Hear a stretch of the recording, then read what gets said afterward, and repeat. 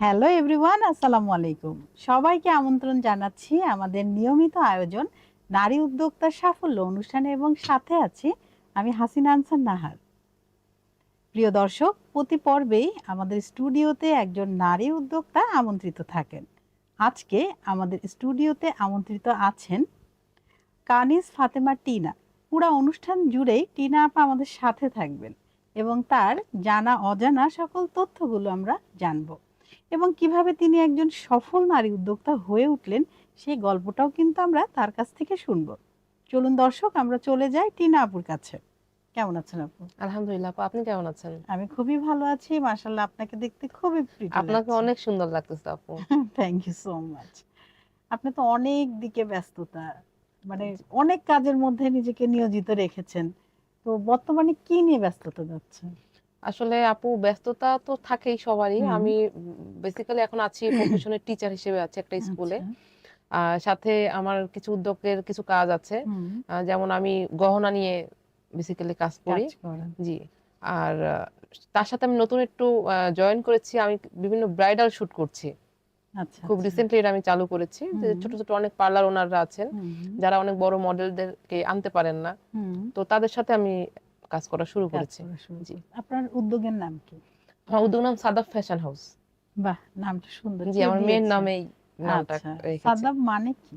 সাদাফ মানে হচ্ছে আপনার স্টোন বা হীরা, যে যেভাবে এটা আচ্ছা। করে। তো আপনার জন্ম, বেড়ে ওঠা, ছোটবেলা? আমার জন্ম হচ্ছে, আমি যশোরের মেয়ে। যশোরে আমার জন্ম, ওখানেই পড়াশোনা। ইন্টারমিডিয়েট শেষ শেষ করে আমি ঢাকাতে চলে আসি। ঢাকাতে আমি শান্তা মরিয়াম থেকে বিবিএমবিএ হুম। কমপ্লিট করে দেন আমি চাকরি করতাম। আচ্ছা, আমার এক ছেলে এক মেয়ে। ছেলেটা হওয়ার পরে আমি চাকরিটা ছেড়ে দিয়েছি। আচ্ছা। তো এখন আবার শুরু করলাম, একটা স্কুলে আছি, যেহেতু স্কুল টাইমটা আমার জন্য হুম। ভালো হয়, যে বাচ্চা দেখে দেন আমি বাইরেও কাজ করতে পারছি, বাসাতেও হুম। সামলাতে পারছি। আপনি যখন কাজ শুরু করেছিলেন তখন কি এটাকে ব্যবসা হিসেবে ভেবেছিলেন নাকি শখ? না আপু, আসলে আমার ইয়েটা একটু অন্যরকম। আমি যখন চাকরি করতাম তো তখন সেটা 2016 সালের কথা। হুম, তো তখন আসলে এত অনলাইন বিজনেসটা ছিল না। হুম, হুম, তো আমি কিছু রিসেলের কাজ করতাম একটা আপুর সাথে। হুম, হুম, তো ওখানে আলহামদুলিল্লাহ হয়তোবা ১০০-২০০ টাকা আমার থাকতো হুম। পার প্রোডাক্টে। তো ভালো রেসপন্স পেতাম। আচ্ছা, তো আচ্ছা। তখন আসলে মনে হলো যে, যেহেতু আমার সামনে পিসি থাকে অফিসে, হুম, সো আমি তাহলে নিজে একটা পেজ খুলি। হুম, আমি নিজে ছোট, ছোট জিনিস এনে সেল করি, দেখি হয় কিনা। হুম, হুম, তো ওখান থেকে আসলে মানে তখনও ভাবি নাই যে এটা আমি বিজনেস আকারে নিবো। হুম, তা হুম। শখের বশে আসলে শুরু করা। তো মানে ওই তো আলহামদুলিল্লাহ। নেশা থেকে পেশা। জি, রাইট। তো এই উদ্যোক্তা জীবনে সবচেয়ে ভয়ের মুহূর্তটা আসলে কেমন ছিল এবং সেটা কিভাবে সামলাচ্ছেন?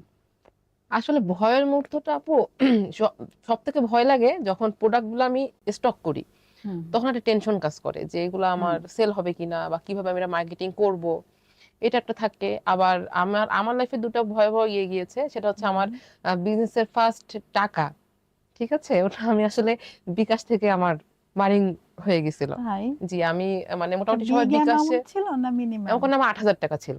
আচ্ছা, একজন উদ্যোক্তার জন্য ৮,০০০ টাকাও অনেক, কিন্তু অর্জিত অনেক। ৮,০০০ মানে বিশাল জি, ব্যাপার। এবং ওটা পুরোটা আমার উদ্যোগের টাকা। মানে সেটাই যারা হচ্ছে বলছি। বিকাশ করত, ওই হুম, টাকাটা আমার জমানো ছিল যে ওখান থেকে আমি প্রোডাক্ট কিনবো। আচ্ছা। তো ওই যে যেভাবে বিকাশ থেকে টাকা নেয়, হুম, আমি হুম, ভুলে পিনটা বলে ফেলছিলাম। মানে আমি ভয় পেয়ে গেছি যে হুম, হুম, আমার হুম। যদি লক হয়ে যায়। এটা একটা চক্রই থাকে হ্যাঁ, আলাদা। ওটা একটা চক্র হুম, থাকে। হুম। তো ওখান থেকেই ওটা মানে একটা ওরা বড় একটা এমন ভাবে ফোনটা করবে যে মানে আপনিও বোঝার উপায় ওই নাই। সময়টা দেয় না। না, না। দর্শক, খুব ইম্পর্টেন্ট তথ্য কিন্তু আপু দিচ্ছেন। সেটা হচ্ছে এরকম প্রায়ই আমাদের সাথে ঘটতে পারে। আপুর সাথে যেটা ঘটেছে, এই বিকাশের নাম করে একটা কল আসে এবং সময় দেবে না আপনাকে। জাস্ট খুব দ্রুত বলবে আপনার বিকাশ বন্ধ হয়ে যাচ্ছে। জলদি আপনার পিন নাম্বারটা দিন, আমরা সব ঠিক করে দিচ্ছি। মানে এরকম এত তাড়াহুড়া। কেউ যদি পিন নাম্বার আপনার কাছে চায় বা কোনো হচ্ছে রেজিস্ট্রেশন নাম্বার যদি চায়, কখনোই দিবেন না। আমরা কিন্তু প্রতিনিয়তই ঠকছি। আর এই যারা এই চক্রটা আছে তাদের ব্রেন অনেক শার্প। তারা উদ্যোক্তার মনের উপর যে প্রেশারটা ক্রিয়েট করে, ওই সময় উদ্যোক্তা না দিশেহারা হয় যে আসলে মানে চিন্তা করার সময় সে পায় না। এই ফাঁদে কিন্তু পা দিয়ে দেয়। সো আমরা সচেতন থাকবো। এ ধরনের ফোন কল আসলে আমরা আসলে এত তাড়াহুড়া করব না। আগে নিজের ব্যালেন্সটা চেক করব, নিজের বিকাশে যেতে পারছি কিনা সেটা চেক করব। ওই যে বলে না কথায় যে চিলে কান নিয়ে গেল। মানে চিলের পেছনে আমরা দৌড়াচ্ছি, আগে নিজের হাতে তো মানে কানে তো হাত দিব। সেটা না করে আমরা চিলের চিলের পেছনে পিছনে দৌড়াই। দৌড়াচ্ছি। তো এই বিষয়গুলো আমাদের এই উদ্যোক্তা জীবনে মনে রাখতে হবে। যে আমরা এত কষ্ট করে কাজগুলো করি, এই যে যারা আসে এই ধরনের চক্র আমাদের ঠকিয়ে নিয়ে চলে যায়, আমরা ঠকবো না, আমরা অনেক কিছু থেকে শিখবো। আপনার কাছে কি বেশি গুরুত্বপূর্ণ একটা নতুন গহনা বানানো নাকি গ্রাহকের সঙ্গে সম্পর্ক তৈরি করা? আমার কাছে বেশি গুরুত্বপূর্ণ অবশ্যই গ্রাহকের সাথে সম্পর্ক তৈরি করা। কারণ আমি কিন্তু একটা কাস্টমার যখন আমার আয়ত্তে আমি আনতে পারবো, হুম সে যখন আমার প্রতি স্যাটিসফাইড হবে, হুম দেন কিন্তু সে আমাকে অর্ডার করবে। তখন হুম কিন্তু আমি গহনা বানাতে পারবো। আর গহনা বানাতে আসলে আমার খুব বেশি টাইমও লাগবে না। টাইমও লাগবে না, কিন্তু বাট একটা সম্পর্ক কাস্টমার সাথে আমার সম্পর্ক বিল্ড আপ করাটা কিন্তু হ্যান্ডেল আমার টাইম করা লাগবে। এটা আসলে একটু হ্যাঁ। সময়ের ব্যাপার। অনেকে ভাবে ব্যবসা মানে শুধু টাকা আর টাকা। তা আপনার কাছে আসলে ব্যবসার আসল আনন্দটা কোথায়? আমার কাছে আসল আনন্দ আপু যে আমি একটা কাজের মধ্যে আছি, হুম আমার অনেক মানুষের সাথে পরিচয় হচ্ছে, এইটা হুম আমার কাছে হুম বেশি আনন্দ। টাকা হুম। তো আসলে আপু আপনি চাকরি করে তো টাকা ইনকাম করতেছেন। টাকা কিন্তু যে কোনো যে পথেই কোনো করা পথেই যায়। ইনকাম করা যায়। হ্যাঁ অবশ্যই। কিন্তু বিজনেসটা হচ্ছে আপনার স্বাধীনতা। নিজের একটা স্বাধীনভাবে হুম আপনি কাজ হুম করতে পারছেন। হুম এই যে আজকে আপনার সাথে আমি কথা বলছি, এটা হুম কিন্তু হুম। আমার বিজনেসের পারপাসে আমি আপনার কাছে এসেছি। হ্যাঁ, আদারওয়াইজ কিন্তু আপনি আমাকে ডাকতেন না। আপনার হয়তো অনেক টাকা, বাট আপনাকে আমি কেন কেন ডাকবো? ডাকবেন? টাকার জন্য তো জি, ডাকবো না। রাইট। আপনার কাজের জন্য জি, আপনাকে স্বীকৃতি দেয়া হ্যাঁ। হবে, সেটাই। তো শুরুতে আসলে পরিবার বা সমাজ থেকে কি কোনো বাধা এসেছিল? তো সেটা কিভাবে মোকাবেলা করেছেন? না আলহামদুলিল্লাহ আমার ফ্যামিলি খুবই সাপোর্টিভ। আমার বাবা-মা দুজনই চাকরিজীবী ছিলেন। ছোটবেলা থেকেই আমি দেখেছি। আর আমার বাবার একটাই ইয়ে ছিল যে আ কিছু করো। হুম, সেটা তুমি চাকরি করো আর বিজনেস করো। বাট মেয়ে হিসেবে ঘরে বসে থেকো না। কিছু একটা কিছু করো। একটা করো, কাজের মধ্যে থাকো। বাহ! এটা চমৎকার। অনেক বড় সাপোর্ট। আর আমার হাসব্যান্ডও অনেক সাপোর্ট দেয়। হুম, কারণ আমি যখন প্রোডাক্ট কিনতে যাই, হুম, মানে হুম, আমার যে মেটেরিয়ালস গুলা, এগুলা কিন্তু আমি আপনার সেই চক বাজারে যাই কিনতে। তো আমার হাসব্যান্ডের কাছে আমার বাচ্চাদেরকে রেখে আমি সারাদিনের জন্য হুম। কিনতে যাই। বা কত বড় আমি প্রচুর সাপোর্ট। মেলায় আমি অ্যাটেন্ড স্টল করেছি। জি। নিচ্ছেন। তো আমার একটা মনে আছে একটা মেলা আমি করেছিলাম একটা উদ্যোক্তা ফোরামের একটা ইয়ে থেকে যমুনা ফিউচার পার্কে। ওটা অনেক হুম, বড় একটা মেলা ছিল। তো আমার মানে আমি যে গহনা তৈরি করতেছি, পরে আমার হাসব্যান্ড আমার সাথে বসে গেছে তৈরি করতে। এবং করতে, করতে সে রাত ৩টা পর্যন্ত আমার সঙ্গে গহনা তৈরি করছে। দেন আর পারে নাই, চলে গেছে। আর আমি তৈরি করতে, করতে সকাল ভোরের আজান দিয়ে দিছে। এই পুরা এইভাবেই এইভাবেই আমি ওই সকালে স্টলে আবার স্টলে স্টলে ছিলেন। গিয়েছি। তো এটা তো সে আমাকে সাপোর্টটা না দিলেও পারতো। সে ওই হ্যাঁ। সাপোর্টটা দিয়েছে বিধায় আমার একটু কাজটা আরো হুম, আগায় হুম, গেছে। মানে হুম। ওগুলো করতে গেলে আমার হয়তোবা ভোরের থেকে আরো বেশি বেশি হতো। হতো। তো এই সাপোর্টটা আমি আসলে পেয়েছি। দর্শক ফ্যামিলি সাপোর্ট অনেক বড় একটা জিনিস, বিশেষ করে যারা নারী উদ্যোক্তা আছেন। আপনারা তো সবাই জানেন উদ্যোক্তা মানেই চ্যালেঞ্জ, আর সেখানে যদি নারী শব্দটি যোগ হয়ে যায় তাহলে কিন্তু মহা চ্যালেঞ্জে পরিণত হয়ে যায়। সো আমরা আসলে যে কাজই করি মহা চ্যালেঞ্জে। আর এই সময় যদি আমাদের পারিবারিক সাপোর্টটা পাই, বিশেষ করে হাজবেন্ড যে কিনা সবচেয়ে কাছের একজন নারীর জন্য, যেমন আপাকে সাপোর্ট করে আমাদের ভাইয়া, ভাইয়া যদি আজকে এই অনুষ্ঠানটা দেখে থাকেন তাহলে ভাইয়া আপনাকে অনেক অনেক ধন্যবাদ। এভাবেই আপুর পাশে থাকবেন এবং আরো আমি ভাইদেরকে বলবো তারা যেন তার ওয়াইফকে সাপোর্ট করে ভালো কাজে। তাহলে কিন্তু আমরা যারা নারীরা আছি আমরা অনেকগুলো কাজ একসাথে করতে পারবো আর খুব সুন্দর করে করতে পারবো। মানে মানসিক কোনো টেনশনও থাকবে না, সাপোর্ট পাবো। জি। আপনি যখন নতুন কিছু বানান তখন কি সবসময় ব্যবসার কথা মাথায় রাখেন নাকি একেবারে নিজের মনের মতো করে কাজ করেন?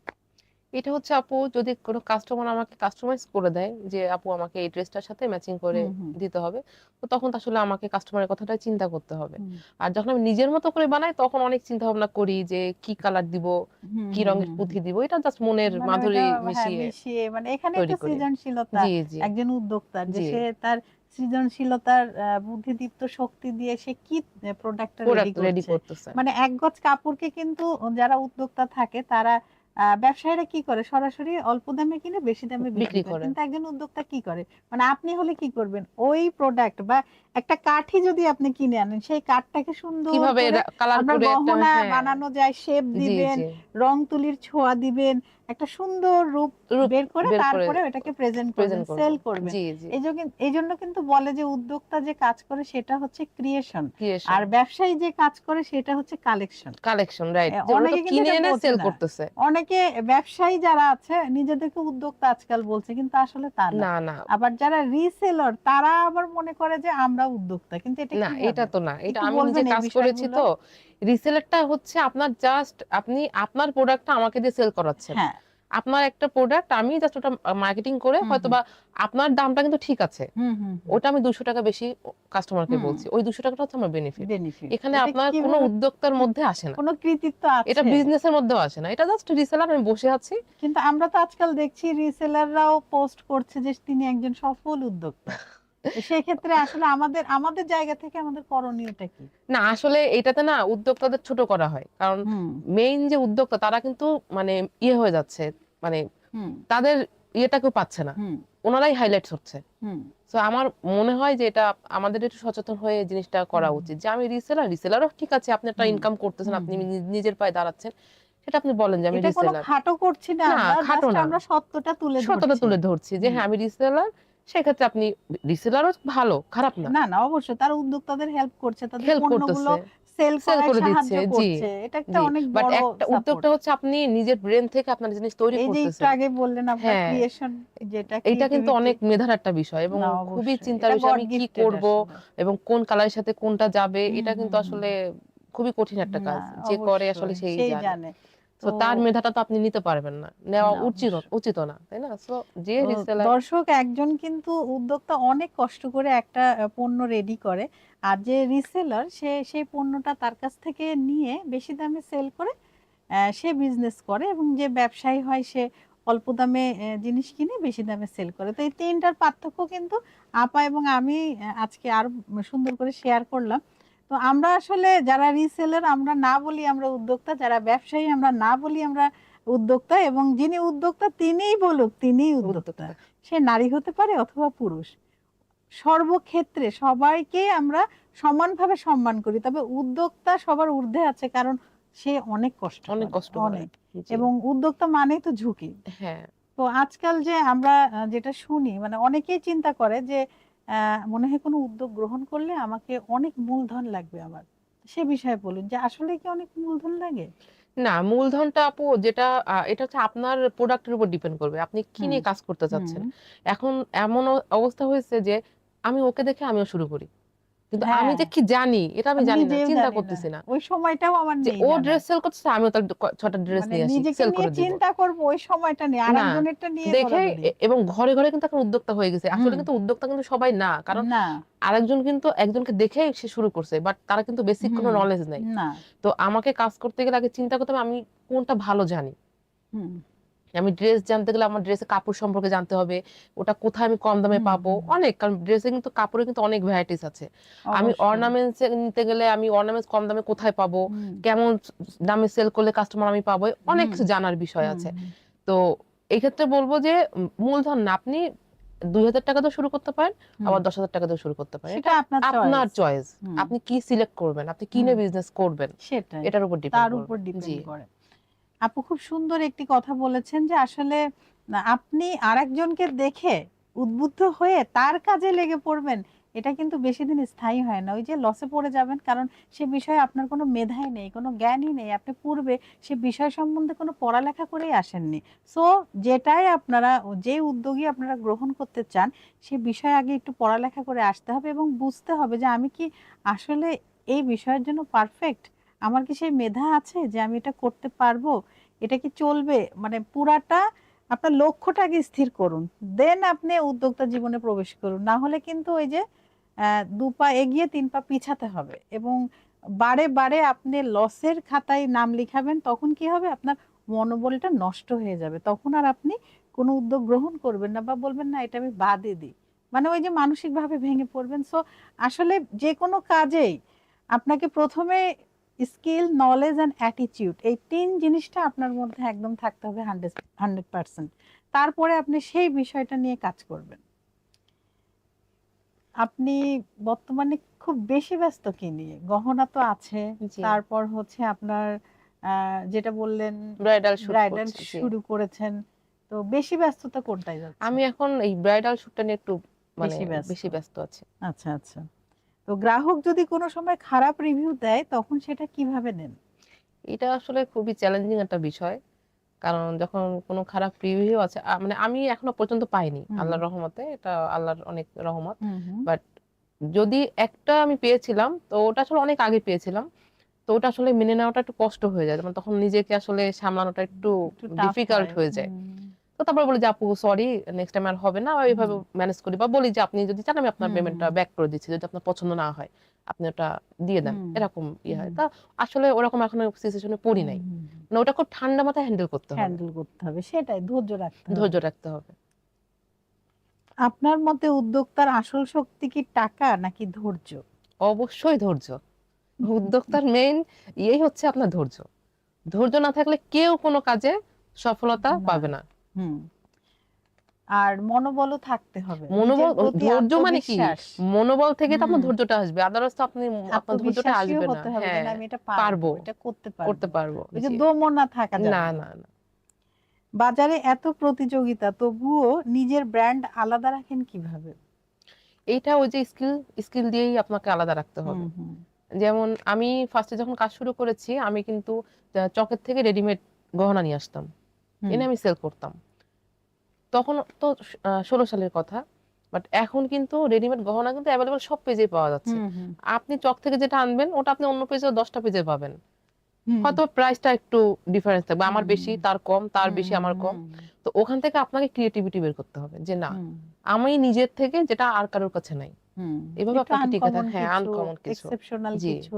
এবং এই যে বিভিন্ন ফেস্টিভ্যাল হয়, জি। আমাদের বিভিন্ন অনুষ্ঠান, বিভিন্ন সময় যেমন বৈশাখ, তারপরে ঈদ, তারপরে কোরবানি ঈদ, তারপরে অনেকগুলা তো ফেস্টিভ্যাল আসে, তো সেই হিসেবে কি আপনারা গহনাগুলো তৈরি করেন? হ্যাঁ, হ্যাঁ, এটারও আপনার একটা ভেরিয়েশন। যেমন আপনার আমি অ্যাকচুয়ালি কাঠের গহনা নিয়ে কাজ করি। হুম। আপনার এগুলা হচ্ছে পয়লা বৈশাখে বেশি চলে। হুম। হুম। ঠিক আছে? পয়লা বৈশাখ আর স্টোন যেগুলো দেখতে পাচ্ছেন আসলে এই ড্রেসের সাথে আসলে কাঠের গহনা যায় না। যায় না, হ্যাঁ। কাঠের গহনার জন্য শাড়িও আলাদা, প্যাটার্ন কিন্তু পুরাটাই আলাদা। হ্যাঁ, এটা মানে এটা তো অন্যরকম একটা হ্যাঁ, শৈল্পিক হ্যাঁ, একটা ভাব শৈল্পিক একটা থাকে। ভাব থাকতে হয়। তো সেটাই। এইজন্য ওই পয়লা বৈশাখের সময় আমাদের বেশি যায়।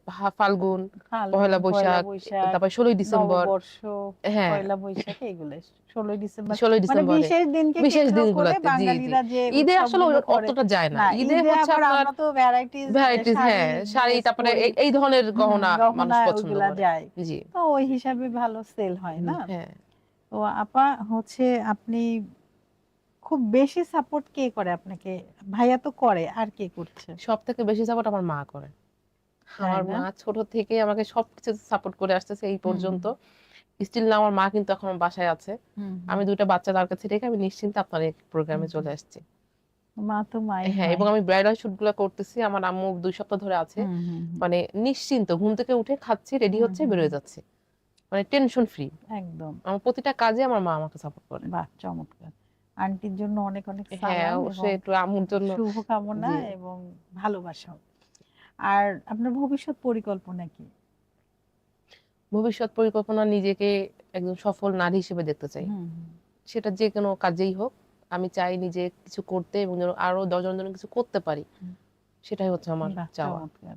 আপা, আমরা কিন্তু কথা বলতে বলতে অনুষ্ঠানের একদম শেষ দিকে চলে এসেছি। আপনার কেমন লাগলো নারী উদ্যোক্তার সাফল্য অনুষ্ঠানে আ এসে? অবশ্যই ভালো লেগেছে, এবং আপনি তো চমৎকার একজন মানুষ। Thank you. আলহামদুলিল্লাহ, মাশাআল্লাহ। আর ২১ যে টিভি প্রোগ্রামে আমি আসলাম, উনাদেরকে অসংখ্য, অসংখ্য ধন্যবাদ। এবং যদি কেউ আসতে চান এই প্রোগ্রামে, অবশ্যই আপুর সাথে যোগাযোগ করবেন, অথবা এই অফিসে যোগাযোগ করবেন যে আপনি নতুন উদ্যোক্তা বা উদ্যোক্তা হয়েছেন। আপনি আপনার গল্পগুলা শেয়ার করার জন্য আসতে চাচ্ছেন। তো অবশ্যই অফিসে যোগাযোগ করলে আপনাকে নিয়ে আসা হবে। তো সবাইকে অনেক, অনেক শুভকামনা। আপনার জন্য অনেক অনেক শুভকামনা। আবারও নতুন কোনো আয়োজনে আপনার সাথে আমাদের দেখা হবে। ওকে আপু, ভালো ধন্যবাদ আপনাকে। থাকবেন।